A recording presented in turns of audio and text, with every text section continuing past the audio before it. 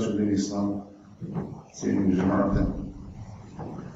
Neka je hvala uzvišenom Allahu svemogućem stvoritelju, gospodaru i vladaru svih svjetova. Allahu dželešanu neizmjerno zahvaljujemo na svim njegovim nimetima i blagodatima kojima nas je on kao naš gospodar obradovao i kojima nas je on kao naš gospodar obdario ovim našim životima dunjalučkim. Salavati salame neka su naše Resule prema Muhammedu alaihi salatu wassalam. Salavati salame neka svim ostalim Allahovim poslanicima pejgamberima alaihi salatu wassalam.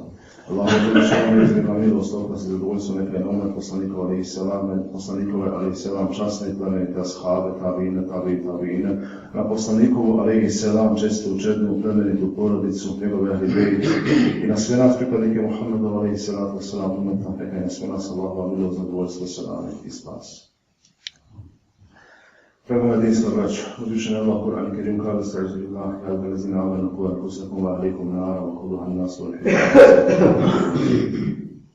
sa imenom Allaha, milostivog samilosnog. O ljudi, čuvajte sebe i svoje porodice od džehennemske vatre, čije će gorivo ljudi i kamen usijan biti.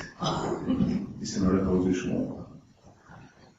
Ovaj kur'anski ajet uzeti danas da kratko nešto progovorimo. Obećao sam sebi da nećemo više duge hutbe držati, evo nekoliko petaka mi se otme, pa sam obećao sebi da nećemo više duge hutbe držati.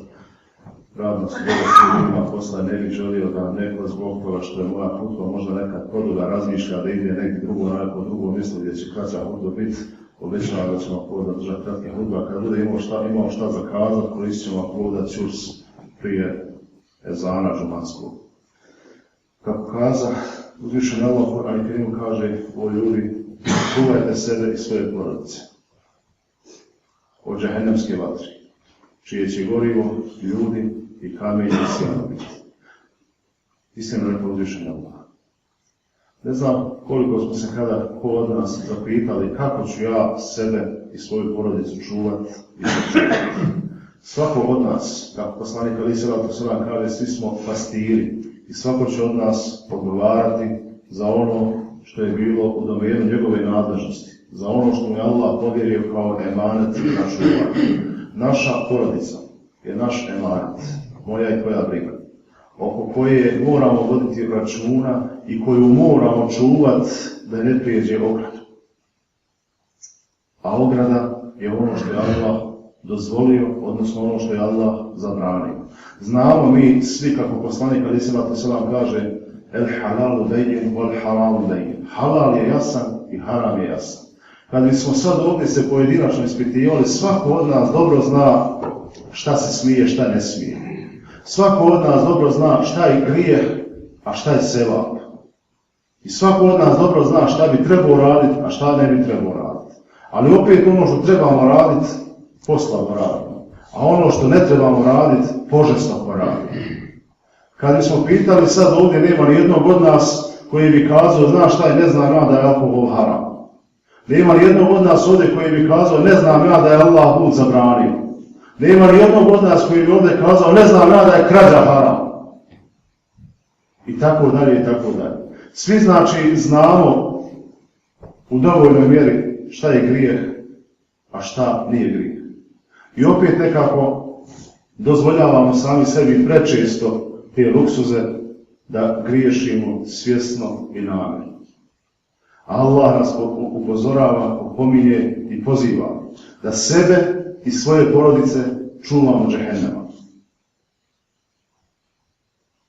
Čuvat od džehennema sebe i svoju porodicu znači prije svega voditi računa šta radiš, čime prehranjuješ porodicu, kakav novac unosiš u kuću, jesi li ga sa halalom zaradio ili nisi, jesi li ga svojim rukama zaradio ili nisi.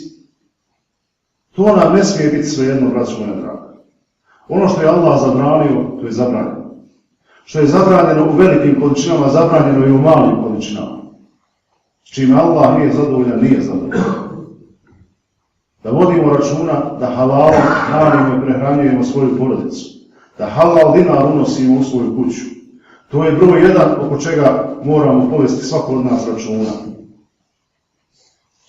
sa halal njive, sa halal plate, halal penzije, halal imetka, da hraniš porodicu. Ako unosiš haram u kuću, onda zna se, ako bismo unijeli izmet u kuću, ružna riječ, ali moramo upotrijebiti, zna se na što će kuća mirisati. Ali ako uneseš lijep miris nekakav u kuću, lijep parfem, zna se na što će kuća mirisati. Do nas je, braćo, šta unosimo u kuću? Ono što unosimo, tako će i mirisati. Ono čime hranimo evlad, tako ćemo ga i odgojiti. Džaba je govoriti djetetu, ne smije se sinko krast, a nešto usput na lahku stranu donio u kuću. Džaba mu je govoriti, ne smije se krast. Moraš mu sobom dokazati, svojim primjerom i biti uporan u tome. Džaba je govoriti, ne smije se lagati, a lažeš porodicu i ženu i djecu.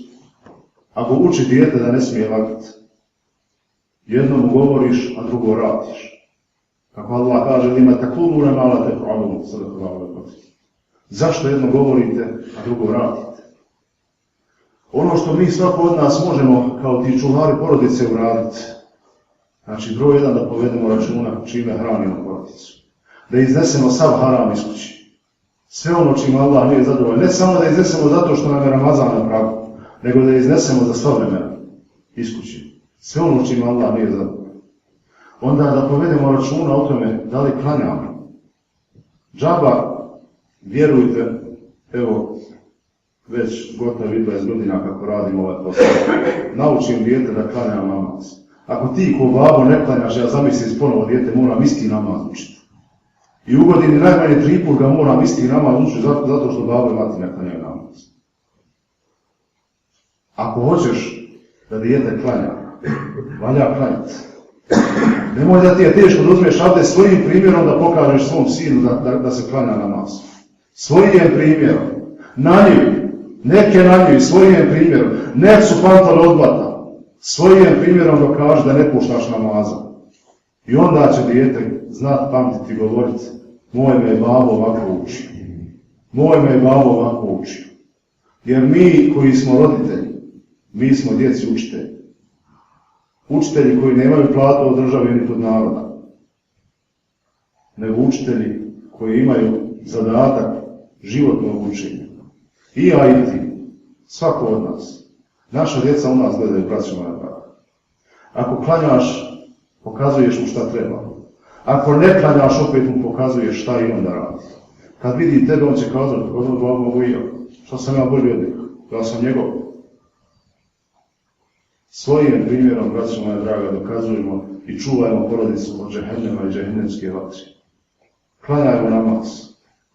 Nastojimo da učimo Kur'an, da se u našoj kući uči Kur'an.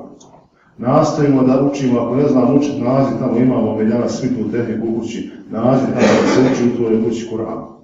Da ti meleki nurlejišu u kuću. A ne šeitan, nego da meleki budu u našim kućama i da prolaze i do naše kuće. I onda možemo se nadati da ćemo uspjeti sačuvati svoj evlad i izvršiti misiju, da ih izvedemo na selamet. U nas, da još ovo kažem pa da završim, u nas svijet kaže izveo sam djecu na selamet, hvala Bogu. Završili su škole, dobio je posao, napravio sam mu kuću, kupio sam mu kola, izveo ga ja na selamet.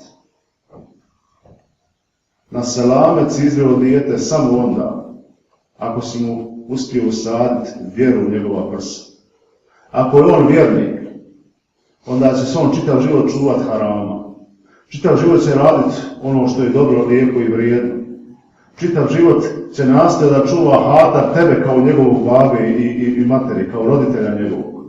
Čitav život će znat šta valja, što ne valja, šta treba, šta ne treba, ako si mu usadio vjeru. I tek onda kad mu usadiš vjeru, onda znaži, alhamdulillah, izveo sam dijete na selamet. A Božji je i ko će od nas biti musliman, a ko neće. Allah sebi uzima robove koga on hoće.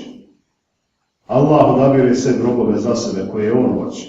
Naše je samo da molimo Allah da nas uputi na pravi put. Ja Rabbi, molimo te, smiluj nas. Oprosti nam grijehe naše, uvećaj nam dobra djela naša i molimo te, ja Rabi, uputom svojom nas uputi na pravi put. Pomozi nam u borbi protiv prokletog šeitana, ja Rabi, učini da budemo, ako govori da stanovnika dženneta, da budemo od onih koji će u džennetu uživati gledajući tvoje lice sa tvojim našim poslanikom Muhammedom a.s. tako ti tvoje milosti, od ti koji si najmilostiviji. Da kulu qavlen hada estagfirullahu wa atubu ilejh. Amin. Amin. Amin. Amin.